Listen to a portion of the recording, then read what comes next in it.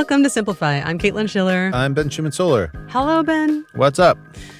Today, I'm very excited about this episode. I can hear. You can hear it in my voice. Yeah. I'm really curious to hear what you have to say because you're working on projects that are sort of laterally related to a lot of the ideas here. But this episode is featuring our first mythologist ever. Right. Yes, that's true. This person is a mythologist. She is formerly an advertising person, and the two actually do go hand in hand pretty well, which we'll talk about in the interview. And she also happens to be one of my best friends. Also one of my favorite writers. Her name's Angela Natividad. She used to be a writer for Adweek and serves as an editorial director for all kinds of things. She's owned companies, and then she took a turn and studied myth. And now she is working on various projects related to that. Really cool. Very cool. She also wrote a book. It's called Remember His Name, Unmasking the Faceless God of the West. The drama of this. I mean, it is the second time we're foregrounding myths, right? In the last couple of weeks, because we had Jane Borden who talked about the American monomyth. A cool episode if people want to check that out. That's true. But what should we pay attention for? I mean, let's hash out the details in the bookend, right? But what should we really pay attention to in the interview, and why did you want to have Angela on besides that she sounds like a total badass? Well, I wanted to have her on, and I wanted to be able to talk about her book because she treats story as a technology, which it absolutely is. Story is a world maker, and she has this theory that stories are not passive. They have their own agenda almost as beings, and they can heal or they can harm us, which is why pre-colonial cultures treated certain stories as medicine. The argument that she makes in here is that capitalism is a religious structure. And when you understand it that way, it becomes very fascinating and transparent. So, yeah, I think that those are good enough reasons to want to have her on. All right, cool. Let's play the tape. Let's go. Hi, Angela. Thanks for joining me today. Hey, Caitlin. It's a pleasure. Such a pleasure. I feel like I should disclose to the audience, and maybe I will also do this in the introduction, that today I'm very excited because I get to speak to one of my favorite people in the entire world about part of her body of work. This is Angela Natividad, who is many, many things, but one of those things is one of my dearest friends. So she deserves more of an introduction than that, but I'm going to let her tell you who she is. Angela, how do you like to describe yourself? Definitely being Caitlin's friend is the first way I describe myself. Like, that's what I like to open with, like, just so people know where they stand in the hierarchy of things. I'm so touched. Yes. So I'm Angela, obviously. I'm an editorial director in my day job, but I'm also a mythologist and a writer. You are what I would consider to be an expert storyteller. I am spellbound by the way that you tell stories. You've also done quite a career in advertising, and you are a mythologist, as you said. And that is a very powerful trifecta when you think about how elemental narrative is to our identity as individuals and a species. Yeah, you say in your book something like, something that I love, it's I experience as very you, actually. It's a balance of serious and scholarly and irreverent. And you write, from a reductivist standpoint, stories are a contagious technology that can affect people at scale, even when the premises are silly. How did you get into studying myth and story? So I think in many ways, we are all doing this all the time. Like, we live in and swim in stories. We use stories to cohere our sense of the universe. And I like to say I got into advertising and was really good in my advertising career because I'm a really gullible person, and I'm okay with that. I always say I'm an enthusiast. I can find something to be excited about almost anything, and that's why I was good at advertising. Yeah. I think we're kind of in the same place, except we're using different euphemisms. Yes. But yeah, like, okay. I would say, okay, so the first ad, because I think this is relevant, the first ad that I know that I fell in love with was called Lola. It was a Levi's ad. It's this woman who's a painter. She's sleeping with a lot of guys. The song from that song, Whatever Lola Wants, is in the background. Yes. Yeah. And she's sleeping with all these guys, and while sleeping with them, they sort of roll around in her paint. And at the end of the ad, all of these guys are together in this exhibit they've been invited to.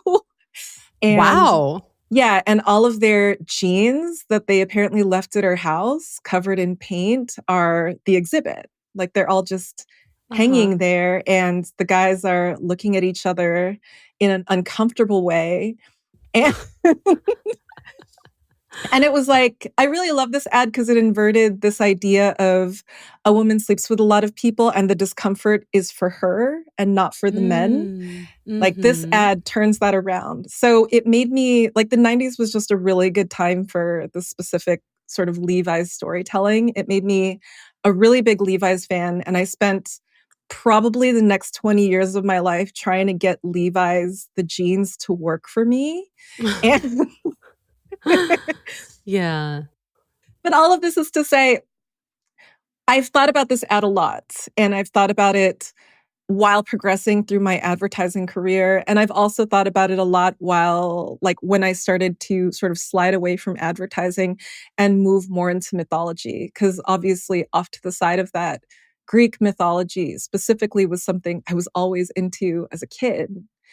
And I guess one of the things that I realized is that story is a technology that does something to us. It impacts us in this very deep way. Like my example of like how I've been trying to have a relationship with Levi's for 20 years. And I think when you're in advertising, you're just learning how to manipulate stories, right? Like you're making that your profession, but it's not really a mastery or an understanding yet of what stories do. It's just a use of stories as a technology. So when you're in advertising, you're like, I know that I can use stories just like I can use nostalgic music or just like I can use certain cues in order to get people to do and buy what I want. And I do that by making them feel a certain thing, by making them have certain associations, right?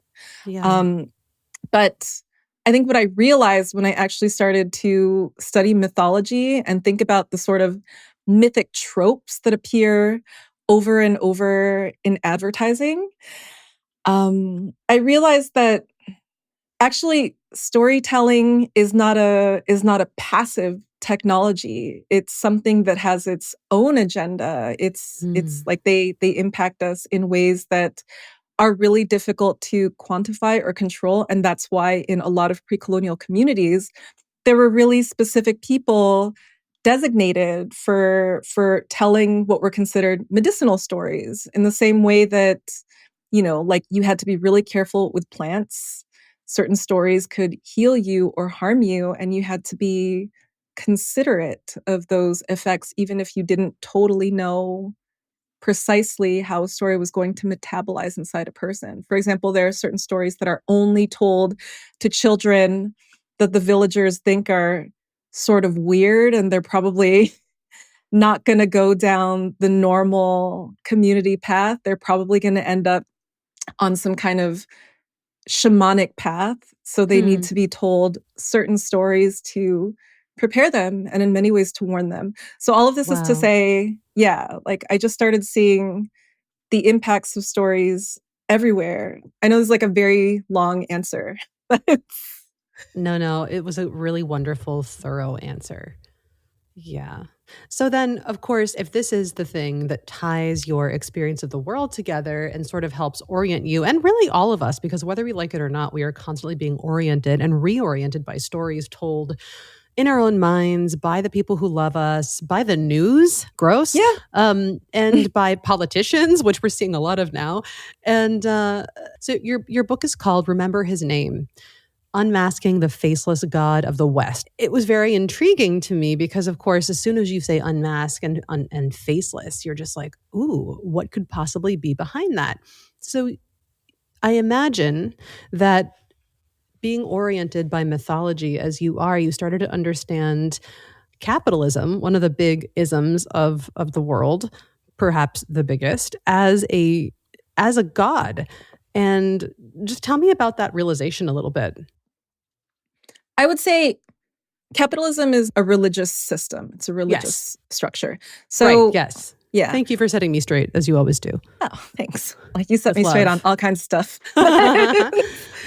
So it started with I just happened to be reading a couple of books at the same time that were coalescing in my brain. There was a David's Graeber and Wengro, The Dawn of Everything, and Serge Latouche's How to Reenchant the World.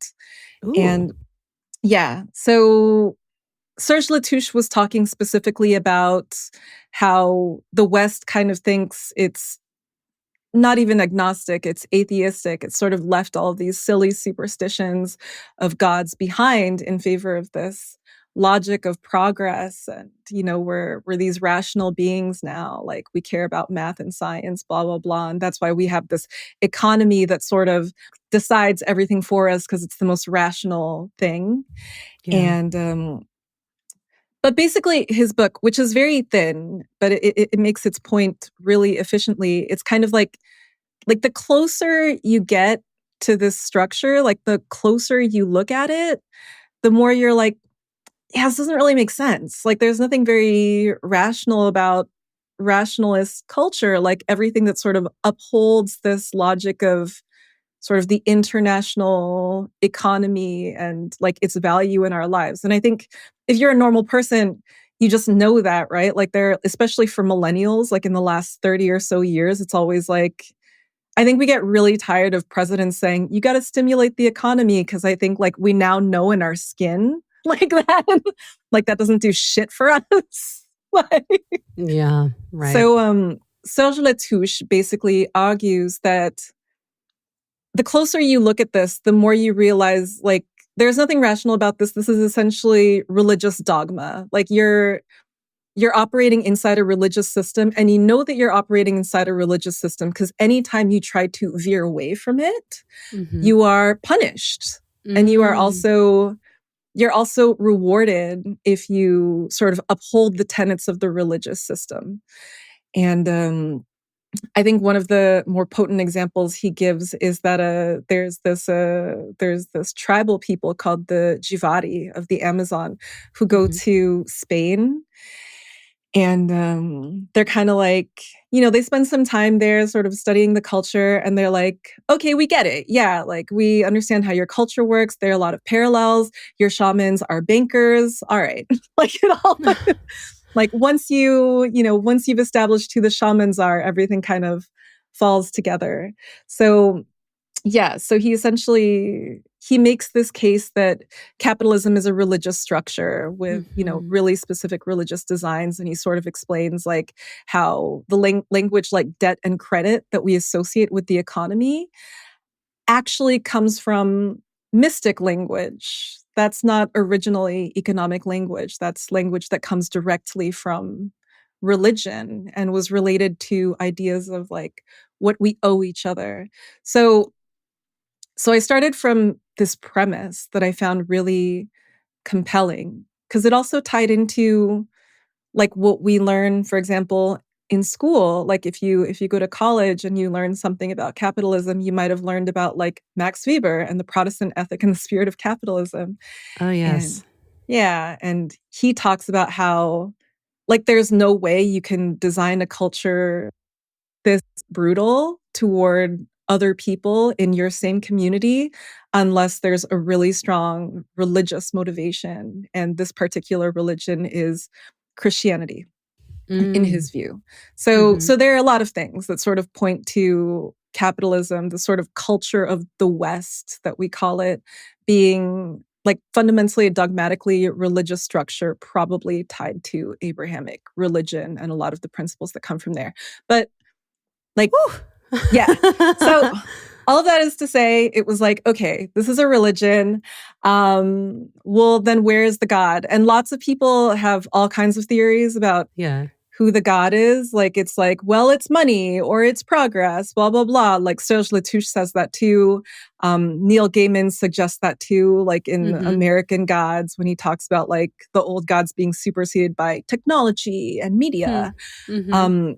But the problem with this is those are just things. They're just tools or concepts. And gods specifically took on human form because they could operate more effectively as archetypes and also as egregores. And these Please, gods. I want to drill down on that. Can you explain what an egregore is?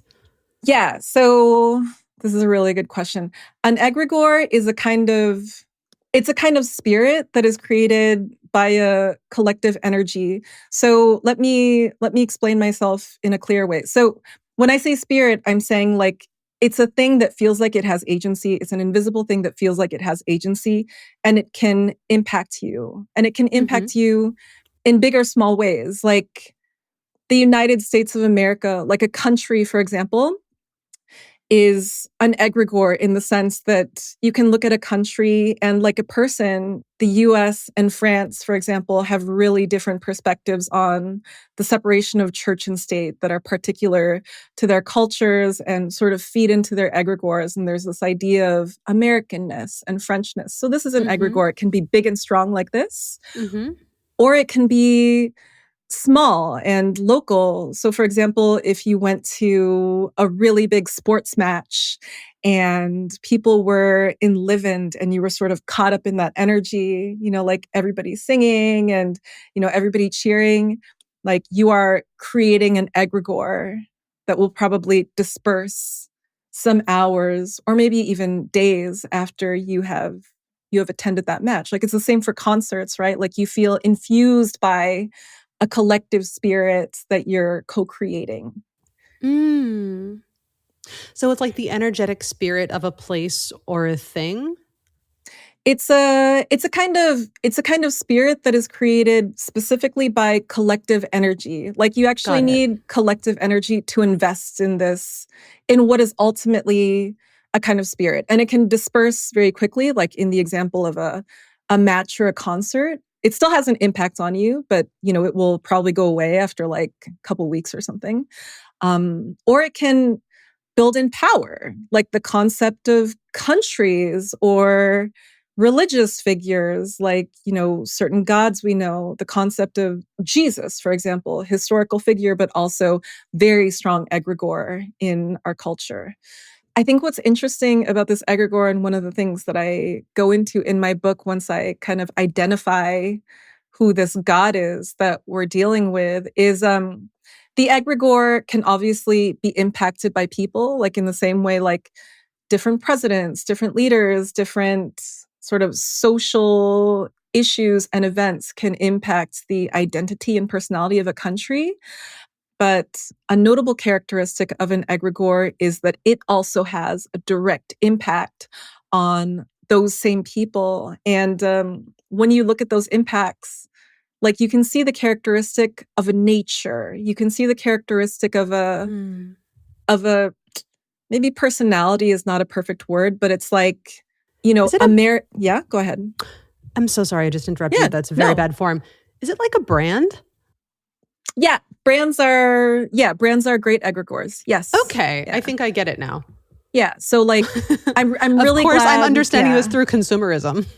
Yeah, no, but it's perfect. So Coca-Cola is the reason why we have this picture of Santa in our brains, right? Yeah. Because those were Coca-Cola ads, and they've sort of like entered our minds, and it's part of like this idea of Americana and the idea of Christmas. And, you know, it's just like, it's this really specific spirit of a brand that is sort of woven into our sense of culture and history and even of self in some ways. But it's still very specifically tied to the characteristics of a brand, which are like happiness and a certain aspect of like frivolity and festive spirit, you know? Yeah. Okay. Awesome. Thank you for taking us into the egregore sidecar. I really appreciate it. Yeah, happy to. Okay. So you said that you started to wonder, so who is this god? And you're looking to unmask him. Can you reveal who this god is now? This is tricky. I feel like I shouldn't, just for form, even if I feel like the answer is really obvious. I think, so I think I won't for now. Maybe I'll change my mind in like 20 minutes. But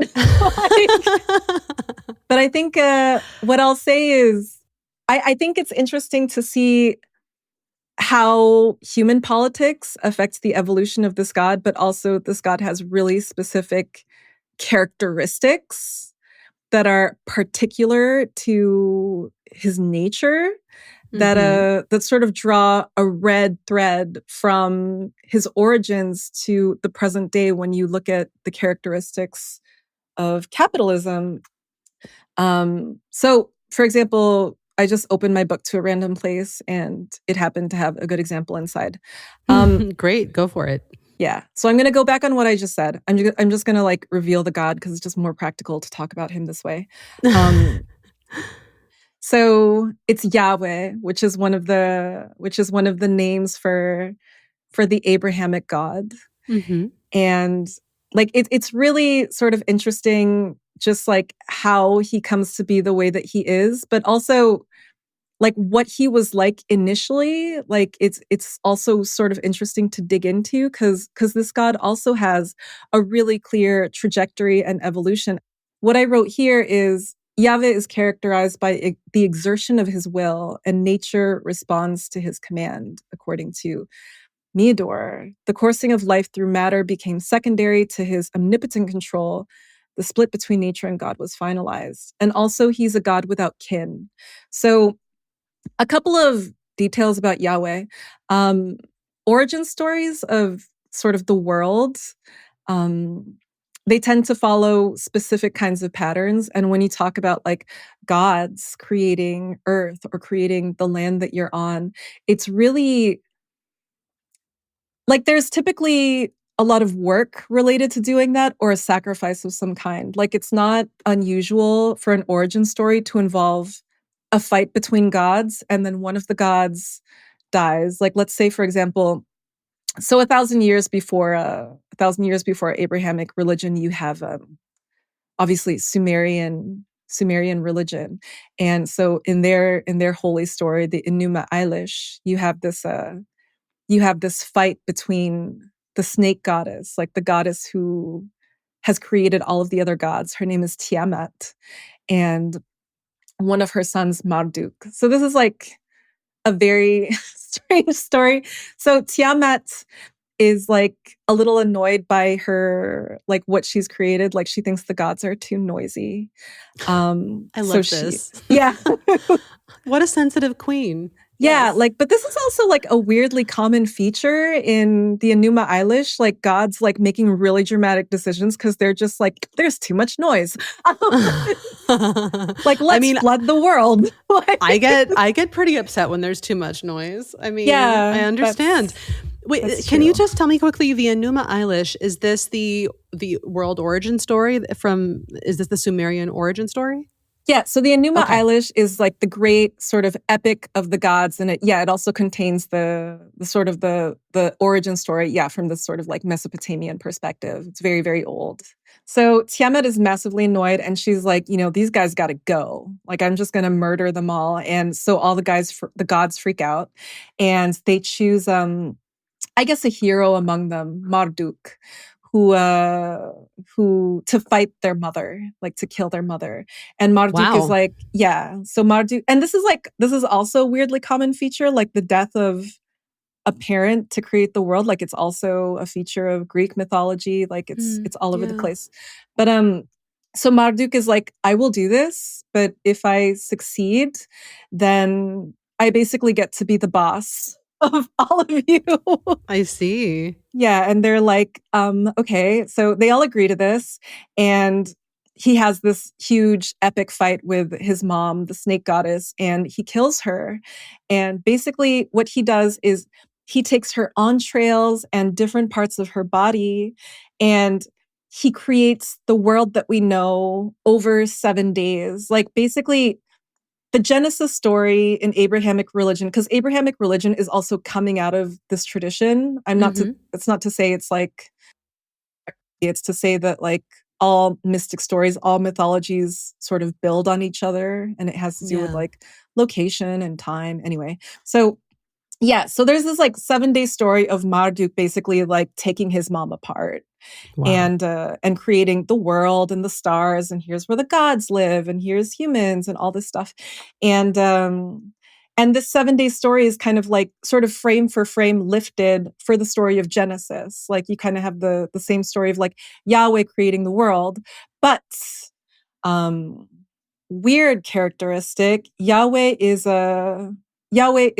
alone when he creates the world. This is very unique in a world where most belief systems are polytheistic and the gods are collaborative. Like, the gods are always doing stuff together. So Yahweh is alone. There is no mother, there is no sacrifice, there is not even much effort on his part. He basically just speaks and everything just kind of does what he says.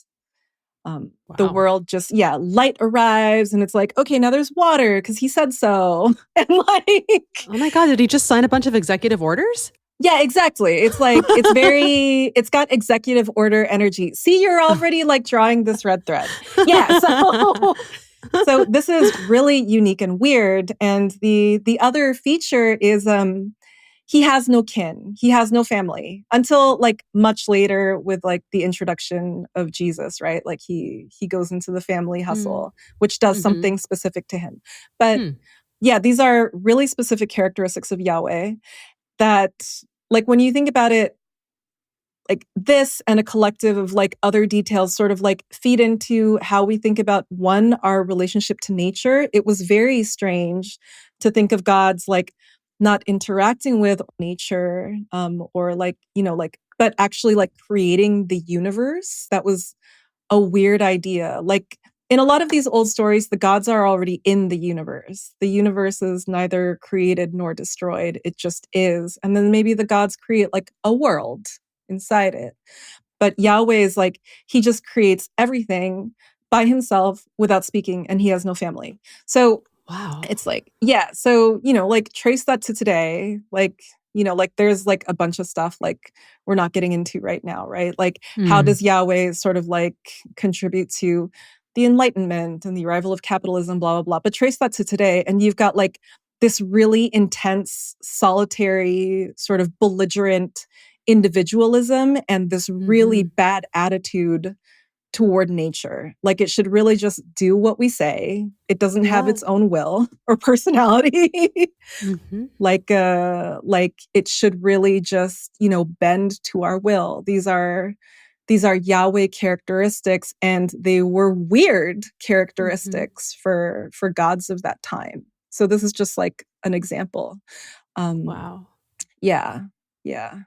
But like to your question of like what comes before capitalism from a storytelling perspective, I think like obviously there's a lot of stuff that come before capitalism. Like I think David's Graeber and Wingrove. I just call them David's Graeber and Wingrove. Yeah, I don't know.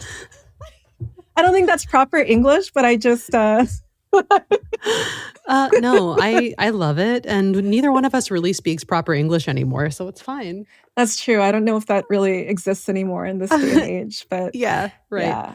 So the main point that they make in The Dawn of Everything is actually there were tons of different humans, like humanoid beings that were not all Homo sapiens, that were all living at the same time. And there were also tons of different ways that we lived and tons of different ways that societies were structured. And alongside that, tons of different stories. So we have lost a lot of that diversity, or so it seems, over time. I think it's harder to talk about like what came before capitalism, because in fact, so much came before capitalism. And that's one of the points of the story. I think what's really more interesting is this received idea we have that capitalism is inevitable, and it's just it's how progress is, and it's how humans are, and like there we have these weird stories that we tell ourselves about human nature and advancement, and it was always going to be this way because that is what a civilization is like. And I think one of the beautiful points that the Davids make make in their book is they say something like, when we are talking about civilizations, we're usually talking about something really specific, which is social structures that are built on sort of like violence and the sort of like radical subordination of women and also domination. Like that's what we mean when we say civilization. And Oof. yeah, and the fact that like that is what we're talking about when we're talking about progress and civilization is it kind of gives us a sense of the egregore that we're in from a social perspective. Like, this is a rough place, and we tell each other hard stories, both to justify it and also to make ourselves feel better about it. And Yeah. the many sort of weird details that make that why that is, because there's so many things that have sort of like put the scaffolding together to make this seem inevitable. But Yeah. yeah, but like the more you look at it, the more you're like, well, this doesn't make sense. Like, why would it be moral for me to work myself to death? Like, how do those things sort of go together? You Mm-hmm. know? Yeah. Yeah. As you were talking, I'm not sure exactly how this is connected, but I think it is. As you were talking, I was thinking about how, um, in order to scale anything Mm-hmm. really, you need to get rid of originality in some ways. You need templates. You need something that can be mass produced. You Mm. need less like Byzantine detail, because the more detailed and diverse things are, the less easy it is to scale them. And it strikes me that for progress or for to generate wealth, of course, we would need a monotheistic system that sort of smoothed the edges and removed the detail that would make producing more and more workers difficult. Hmm. Yeah. That's neither Yeah. here nor there. It was just a thing I was thinking about.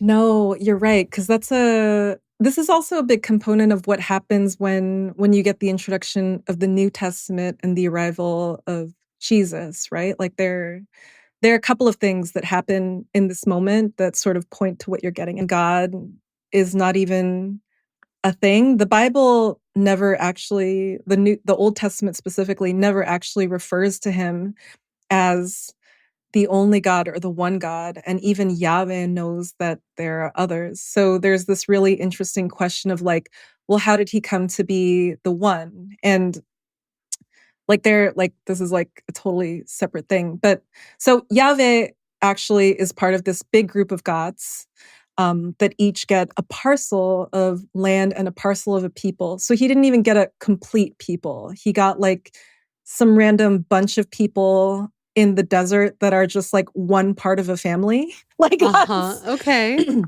This is like his allocation. And Mm-hmm. the book kind of goes into like where that mythology comes from. Like, and the ancient Jews, they also understood that Yahweh was not the only one. Like, there are a lot of like, if you read the Bible, like where they're having like all of these land disputes, like they'll Mm-hmm. actually say things like, well, if your God was so powerful, then why didn't he hold your land for you? Like, if you took over our land, you would be claiming it for your God too. So why can't we like Mm. claim it for our God? Like, it's very clear that there's like tons of other gods out there. And Yahweh is often cited as jealous. Like Mm-hmm. he's like really pissy about like his people constantly like making offerings or mixing with other people, with other gods. Like he gets really upset about it. Which and this is also true of polytheistic cultures. It's an unusual characteristic for a Yeah. god. That's why it's brought up over and over. So there's this like interesting like progression of like how Yahweh comes to be the one God. Okay, so a thing that you say about Yahweh is that this faceless God's functioning has three characteristics. It uses human sacrifice as Mm-hmm. nourishment. It benefits from its own abstraction. An illusion, or rather delusion, enables it to hold power. Can you speak a little bit about what you mean by that and how you see that alive in the world today? So one of the things that we know about gods is gods need to eat. Like they need to eat all the time. So just like toddlers. So so like often this can be in the form of like, burning animal fat. They're really into animal fat and like the smell of fat, or human sacrifice. Human sacrifice is a fun one, right? And it's also a very potent way to gather energy. So the question that I had in my mind was like, okay, what kind of God would benefit like from a human sacrifice perspective, or like how does he eat if you can't see him and he is abstracted? And like there are a lot of things. One of the things that I learned about Yahweh is he has benefited historically from not being visible or from being kind of forgotten about before, and also like in these interim moments where he's sort of like not being thought about by his people. They're in states of confusion, they're upset, they're sort of lost. And he's sort of like, I think there's this moment where like the Israelites or the ancient Judeans, like they're like lost and all this bad stuff is happening like for ages and ages. And they go to a prophet, and the prophet is like possessed by Yahweh to sort of explain like what happened. And Yahweh through this prophet basically says, ha ha, like many years ago, like your ancient ancestors like super upset me because they were constantly like flirting with other gods. So I made up all of these rules that they had to adhere to that were going to ruin their lives and descend down to you. And this is what you're living now. Yay! And it's just like Wow. he loves the strategy. So Yahweh doesn't necessarily care about recognition. That's not how he eats. The way that he eats is by human sacrifice. So what's the main way that he gets human sacrifice today? One of the gods that I talked about a lot in the book is Huitzilopochtli, the Aztec god. I'm so glad I heard you say that. I read it and I just thought, I don't think I can do this. I can speak 3 languages, but I don't know what to do with this. Go ahead. Yeah, Nahuatl is crazy. Like I would really like to learn it. But yeah, like it's just like you have all of these scary Spanish stories about like how the Aztecs were just constantly like cutting off heads. They were like rolling down the Templo Mayor. Like it was just like they were constantly sacrificing people because of the particular myth logic of that god. But basically it came down to he needed human sacrifice for his purposes of like, just keeping the world running, basically. That religion didn't last, like it didn't exist for very long. When the Spanish found it, it was only about 100 years old. Very similar, according to the Spanish friars, to Christianity. They found it quite similar, in fact. In terms of behavior, the types of priests they had.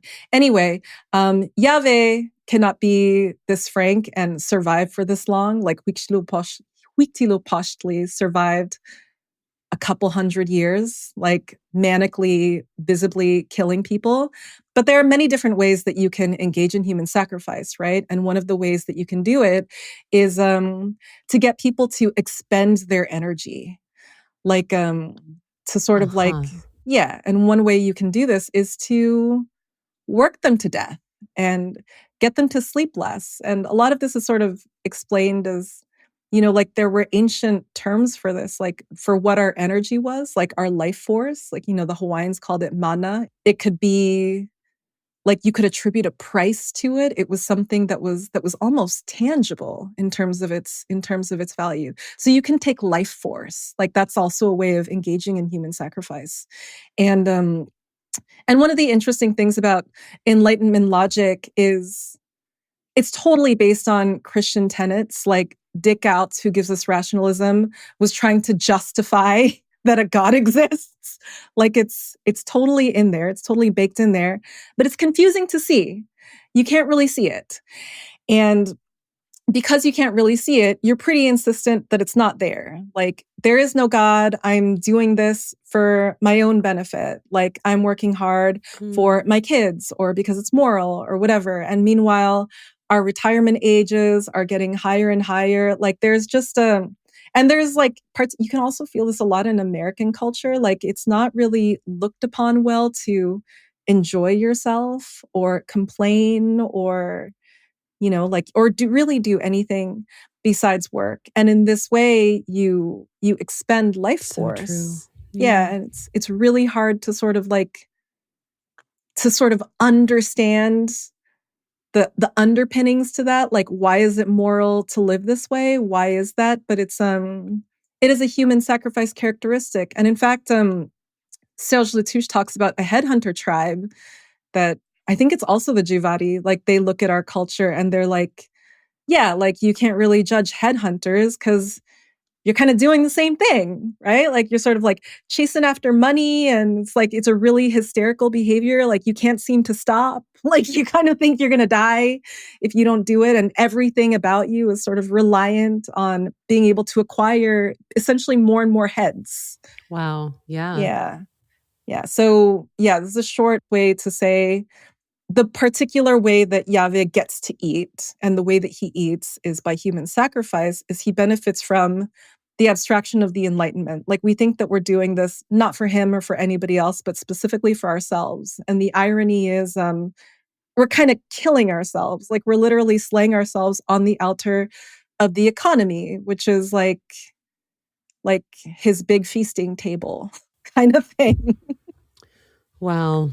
So I always ask if there's one thing that you'd like people to remember or to understand about your subject matter. What would it be?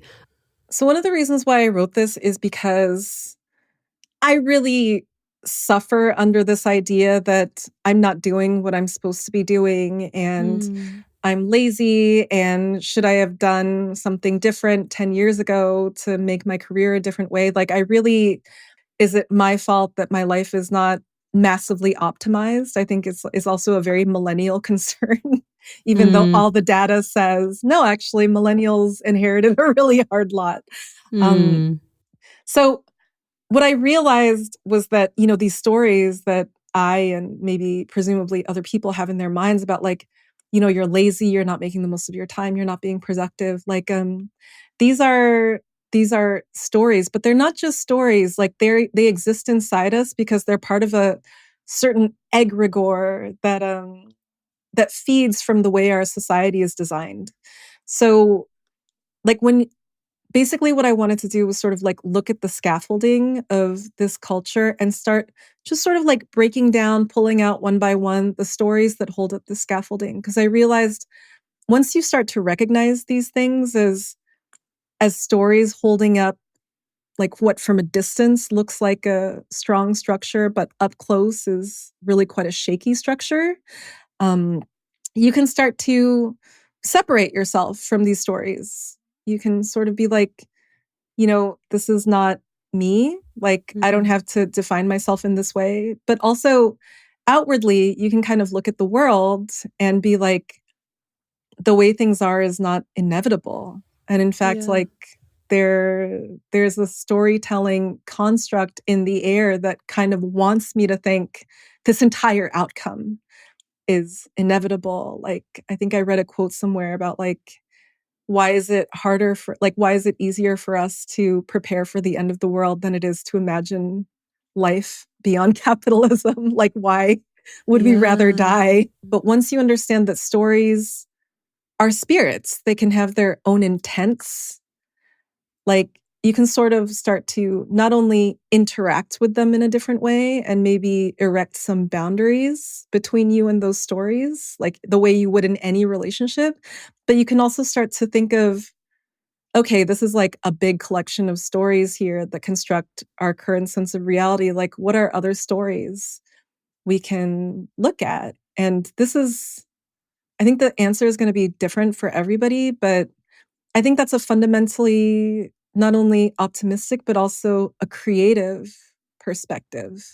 Angela, thank you so much for talking today. I really appreciate it. No, I'm so honored. Thank you for asking me.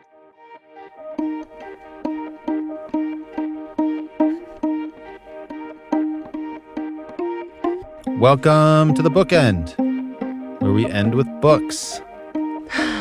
We end with books and mythical chatter. Yeah. You know what I think is cool about this, like, stepping back, is that this is kind of like Simplify acting as a publisher. You're like scouting out there for really cool ideas and funky people. And yes. I don't know that the mix of the last few episodes you can get anywhere else, you know? Exactly. Radical justice, beating stress at work, and the mythical snake god from a 2nd century Babylonian mythical text. Yes, but that's the whole point. Absolutely. Our lives are made of this tapestry of stuff, and that's what makes it interesting and meaningful, and why we love to talk about ideas, because this is how we live our lives. It's not one silo all the time. It's a stew of things that weave together to make sort of a cosmology of modern life. Absolutely. The quote that I wrote down is, "It's easier to imagine the end of the world than life without capitalism." And, what if myths and stories are spirits with their own intents? Yes. Very Angela. Yeah. She and I spend a lot of time talking about animism, perhaps. Okay. Unsurprisingly. Cool. I actually saw this very interesting argument today that the West is really afraid of AI because of our religious structures, and the East is less afraid because they've practiced animism for forever, and they see an intelligent machine like AI just as another animistic force. So it's not that huge a deal. That's very cool, as opposed to a threat of our domination or something. Exactly. Very cool. Anyhow, that was a little sidebar. So where do you want to start? I mean, I would be curious. I obviously want to connect it to other projects that I've worked on, but also I want to hear that. Yeah. I just want to start by saying hard agree that myths are important. Yes. Same. And actually, the quote that I wrote down, wow, that was so loud. I get so excited. Same. And I wrote down this quote, actually, which I think was the thing that stayed with me a lot. She writes, hang on. This is a quote from her book. She says that the myths that we harbor focus our energy in veneration. We continuously play them out, even if we don't know they're nested inside of us. And this is why myths are important. It's because if you don't know the stories that are defining your life, then you can't catch them and consider, is this the best story to be invoking right now? Right. Yeah. Well, should we talk about some of the stories, or how do you want to get into this? No, I just want to hear your thoughts, because I knew that you would have opinions about this. Yeah. I mean, this word egregore. Egregore. Sorry. This word egregore, I Googled it some more to try and understand it. It's really hard. I mean, it is really hard. You two talk about it, and I love how at some point you're like, is this a brand? I was just trying to find physical metaphors for it. No, it's good. But it's a vibe, it's a brand, it's a spirit. Well, there's one thing you didn't say, which I found Googling around, and that was a psychic force. Mm-hmm. Yeah. So I think that's really interesting. And it's a collective psychic force. That's right. Yeah. Yeah. And one thing that I like about her work, about Angela's work, and that I'm really interested in other projects, is how can we understand these myths and sort of take from them what we need for our agendas and our uses and our lives. Also, we live in a time where, especially politicians right now, but we live in a time where myths, especially religious myths, dominate a lot of the discourse. The Secretary of War has Crusader tattoos, and in his book said something like, if you like civilization, think a crusader, while, and is in charge of an assault on the Middle East. So it is hard not to connect some of the myths of ancient books that clearly the people in charge are relying on to some extent. And of course, they're not one-to-one causes of any of this. I don't think that's what Angela's saying either. No. It's not like, the Bible causes anybody to do anything or anything to happen in the world. But understanding it is an important way to sort of live against it or live through it or live in relationship with it. And so that's what I really walk away with from this. Yeah. Same, really. Honestly, you killed that. I don't have a lot to add. That's it. Awesome. I would really recommend reading the book, and we'll put a link to where you can find it in the show notes. That's cool. Yeah. I mean, we should also do some reels with some of these funky gods. I know. I love the gods. I love the gods too. Angela would be happy to do that for us. What books? I have 3 different things, kind of, but I'm really curious what else you brought. Well, I brought a very simple one that is more grounding than the mythological. Oh, good, because I go off kind of. Perfect. Then this is like the grounding if we were still working at Blinkist, we would recommend this one. Okay. It's The Science of Storytelling. Oh, good. By Okay. Will Storr. And it's Yeah. great. It is a neuroscientific look at what we love about stories and the different parts of our brains, the different elements of story lights up. It explains why we love underdogs. It explains why we find some things interesting and others not. And there's a whole section also on propaganda, which is fascinating. So that's The Science of Storytelling by Will Storr. Cool. All right. I have 3 things, but I'll do them quickly. Okay. One is read the texts, the Bible. Like, I want to recommend people read Paul's letters, read the book of Esther, read Genesis, read surahs of the Quran, like the Avesta from Zoroastrianism. Like, I've never even heard of some of these dip things. in. Like, seriously, it's good fun. Dip in. Some of the, I had never read a lot of the Gospels. I find them amazing. You know what I mean? Like, you don't have to devote your life to studying them or whatever. Just dip in. They're really good fun, and quite interesting. Especially when you start to think, like, oh yeah, many of the ideas in here have influenced people for the last thousands of years in a major way. And to that effect, The Kingdom, which is a fiction book, well, in a very Frenchy kind of way, it's a fiction book. It's by Emmanuel Carrère. He's French, very meta, very about his own life. But he also tries to really understand, explain, and like with a lot of time and attention go through like early followers of Jesus's life. Like really try and understand what it felt like when these ideas that Jesus was talking about hit. Like what was going on over there? Who were these people? Like looking at all these texts, and it only came out whatever in the last 10 years or something. So it's like a very modern book. It's very easy to read. And again, it uses these ancient texts and the myths that many of us are familiar with, in the context of his own life, how they could help him or inspire him or not. So in this kind of project of applying these ancient myths in a contemporary way, it's definitely worth reading, and also just an entertaining and like kind of much beloved book of the last like 20 years. And then lastly, I'm just going to do a shout out to another podcast I make. Please do. Called Bad Cousins, which is it's with an anthropologist named Matan Kaminer, and it's exactly about that. It's about how ancient myths are used in the Middle East by politicians to push violent and often chaotic agendas. And we mostly focus on this story of Abraham, which you and Angela talk about. Yeah. Because the story of Abraham and his 2 of his sons, Ishmael and Isaac, one, Ishmael considered, famously the father of all Muslims, and Isaac being the father of all Jews. And so they're cousins. And so what does that mean? And going deeper into the myths and the mothers and this Abraham idea and the Christians and everything. And we go through the ancient texts. We go through some fun medieval ones also that not everyone knows, and all the way up to today. So, and we talk about the Abraham story and the Abrahamic myths like you and Angela did. And I think it's worth checking out if people are interested in that. Definitely. Bad Cousins. Give it a listen. Okay. Wow. That was fun. And with that, yes, what a romp. Oh my God. But next time we're going to have something a bit less mythological, right? Yes. We're going to get grounded in the body next time. So if you want to get grounded in the body, tune in. All right, cool. See you next time. See you next time. Simplify was produced by me, Caitlin Schiller, Ben Schumann-Stoller, Joao Lucas for Colo Media, and we are here at the lovely Chapters Bookshop in Berlin, Germany. Check it out.